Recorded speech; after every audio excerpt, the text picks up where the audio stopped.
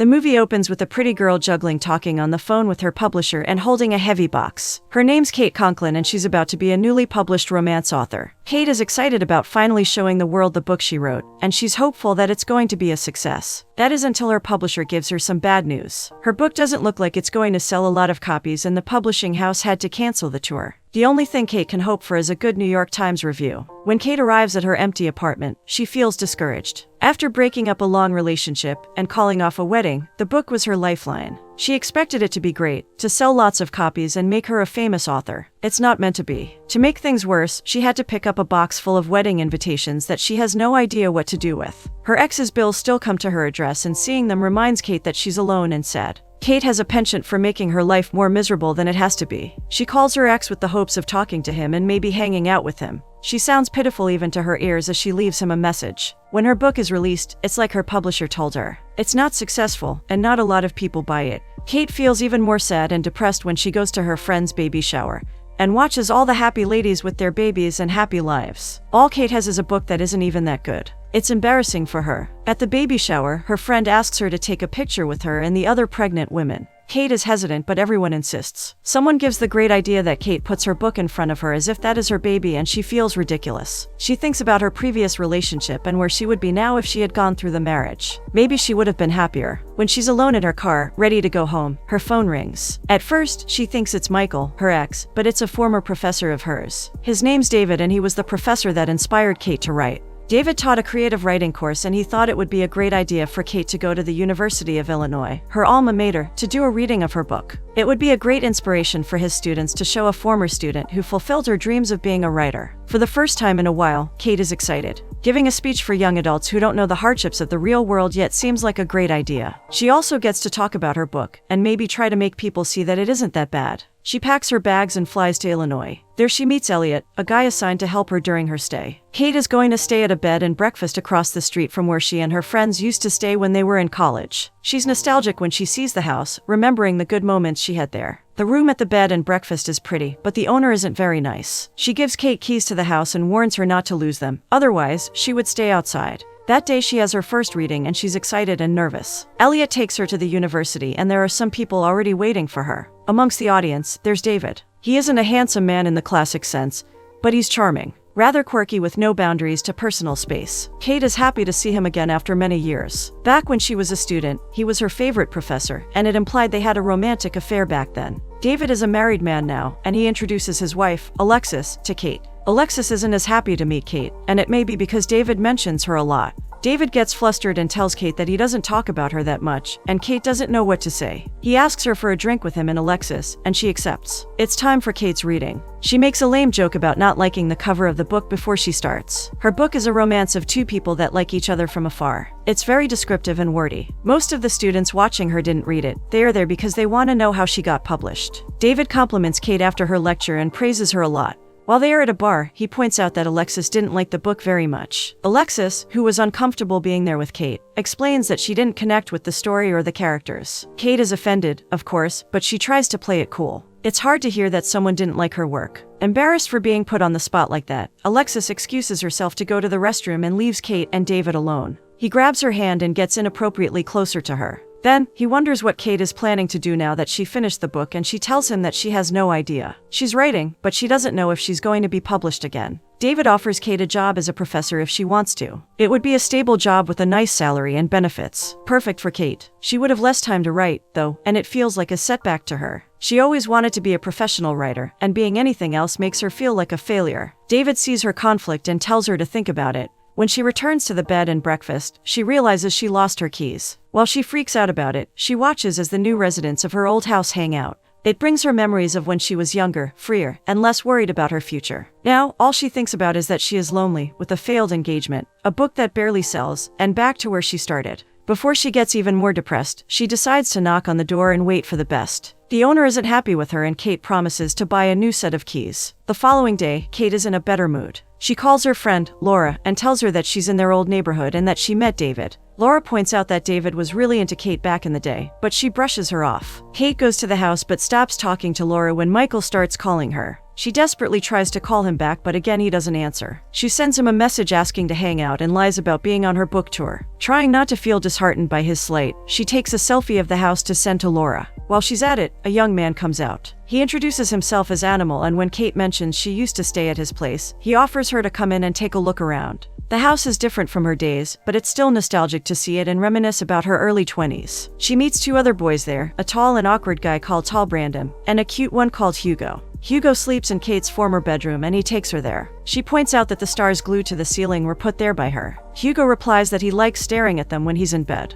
He seems to know her, more specifically one short story she wrote while still in college. The short story was about her brother. He passed away, but Kate didn't have a good relationship with him. Hugo says he really enjoyed the short story, and that makes Kate happy. Before she leaves to meet David, she's invited to a party they are going to throw and says that maybe she is going to come. She goes to David's lecture and watches as his students read their works in front of the class. There's a girl in particular who grabs Kate's attention. She's short, with colorful hair and a serious face. She looks pretty with her grunge style, but her fashion sense isn't what gives Kate pause. It's her work. She writes poetry and it's visceral. Kate is jealous of the girl and how good her work is. She rolls her eyes and sighs as if the reading is awful, but deep down she's in awe at the girl's talent. Later on, she finds out the girl's name is April. After class, David invites Kate for dinner. Once again he touches her inappropriately, which bothers Kate because he's married. She wonders if his wife is going to be with them, and he says that she's traveling to visit her sister. Kate is surprised and a bit awkward to go to dinner alone with him. Moving on, Kate goes to a bookstore and meets an old classmate there. His name's Bradley Cooper, but he goes by Brad. He used to be a weirdo back in college, but he seems to be alright now. Kate even finds him cute. They decide to go out to have a few drinks and talk. Kate tells Laura and she asks her to take a picture of Brad because she couldn't believe he wasn't a weirdo anymore. While Brad is answering a message on his phone, Kate tries to take the picture but her flash is on.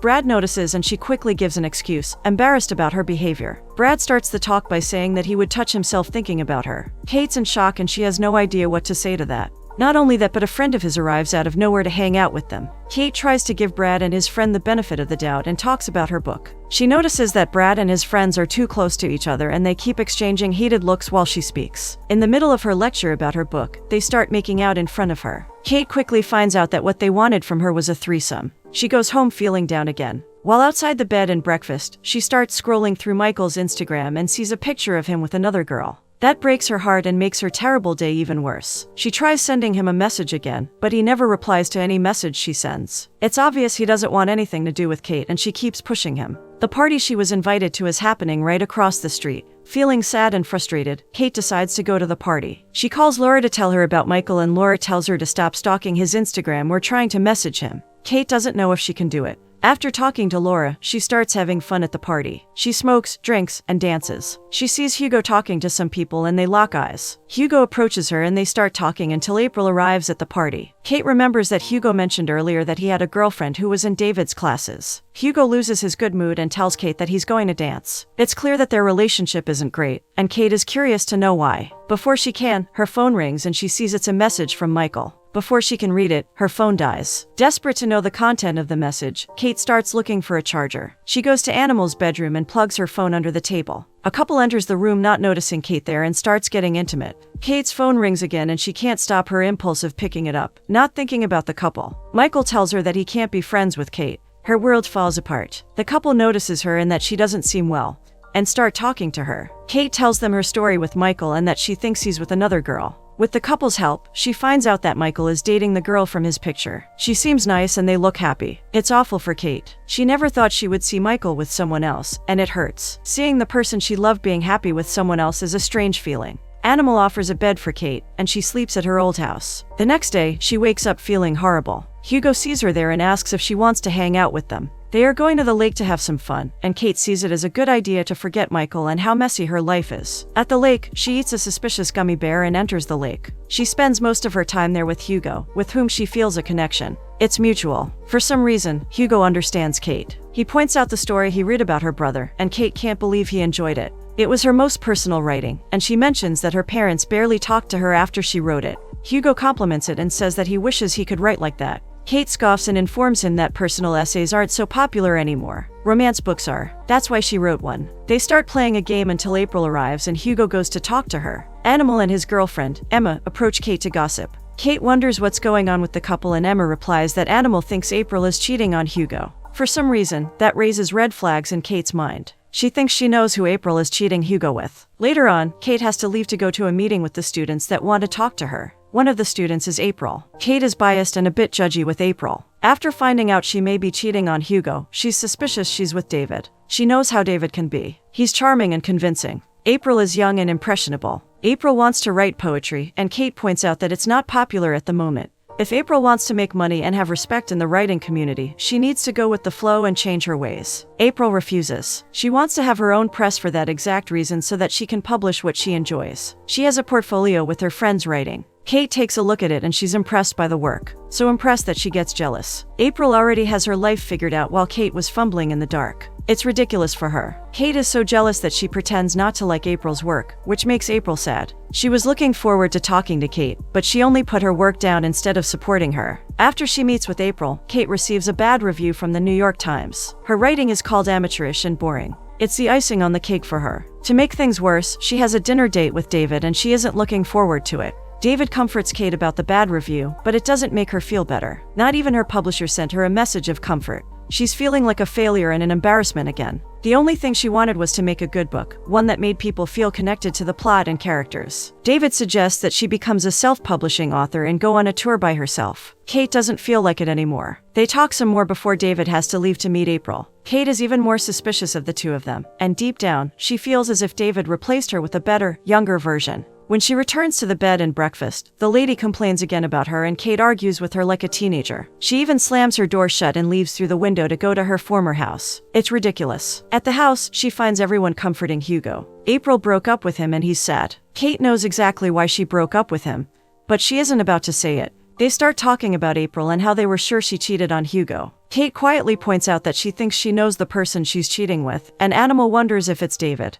Kate confirms. She also tells them that April and David were going to meet that evening, and they decide to catch them in the act. Hugo wants to know for sure, and deep down, Kate pettily wants to hurt David and April. Kate calls poor Elliot to take them to David's place. Hugo knows where it is because his mother resides in the house next to David's. On their way there, they see David's car and there's someone with him. They can't see if it's April or not because it's dark, so they decide to break into David's house to make sure. They go to his backyard through Hugo's mother's house. Tall Brandon stays behind and he's caught by Hugo's mother. He explains he's a friend of Hugo's, and she takes him to watch TV with her. Meanwhile, Kate and the others manage to break into David's house. It's silent except for music coming from the second floor. While there, Kate notices her book thrown haphazardly on David's bookshelf. She notices that the book looks brand new, with not a crease in sight. She realizes that David never read her book and he lied to her about how good it was. Now she's even angrier at him. They quietly go to the second floor and there's a crack on the door. Kate, Animal, and Emma don't know what their next step should be, and while they are discussing it, Hugo creeps into the room.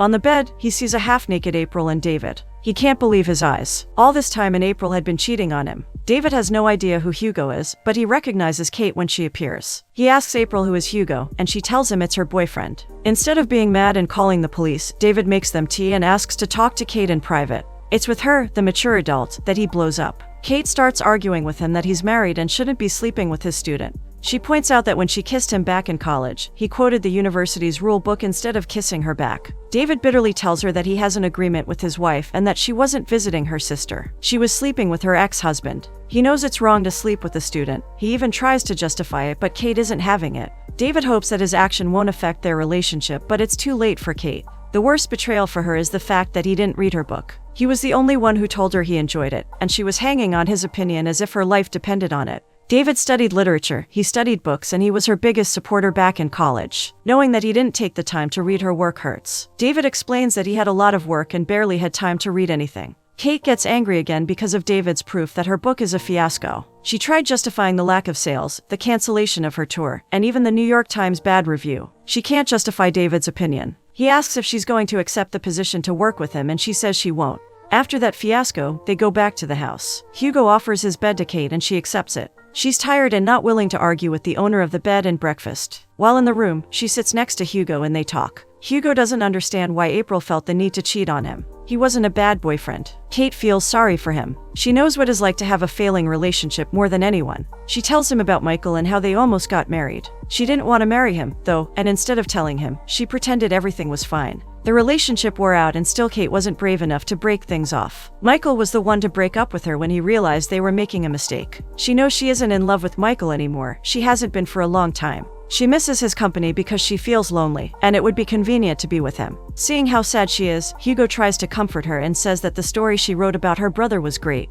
It was from her heart, that's why it was so good. She wrote her book to sell it, following the rules to make it successful. In the end, it didn't work. Maybe it was time for her to go back to how she used to write when she was in college. They lie down in bed together and hold hands. Hugo tells her that their connection, albeit quick, is real. Kate agrees. They kiss and get intimate, using their bodies to comfort their broken hearts. The next day, Kate wakes up next to Hugo and regrets her life decisions. As she's leaving, she meets April. The girl instantly notices that she slept at the house and she's wearing Hugo's shirt. They start arguing, with Kate judging April about her relationship, and April saying Kate's book is horrible. Kate suddenly realizes that there's no reason for her to be arguing with a girl younger than her, and she feels ridiculous. She apologizes to April for her harsh behavior and admits she was jealous of April's talent and originality. April is surprised by her praise, and even more when Kate offers help whenever she needs it. Kate goes back to the bed and breakfast, and, for the first time since she arrived, she has breakfast. It's good for her. It's her last day in Illinois and she's ready to go home. Laura calls her desperate because she's in labor early and her husband is in another country. Kate promises that she's going to be there for her and quickly leaves with Elliot.